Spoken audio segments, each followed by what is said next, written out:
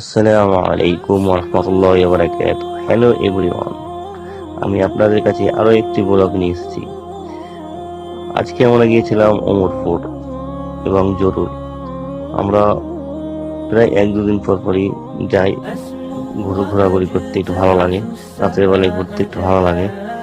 তো আমরা সেখানে যাই, একটু থাকি, কিছু খাওয়া দাওয়া করি, তারপর আবার জরুরে চা খেতে যাই, স্পেশাল চা। আমরা এই 3 জন মিলে যাই, দেখতেই পাচ্ছেন। 3 জন মিলে আমরা একসাথে যাই, 1 দিন পর 2 দিন পর আমরা যাই।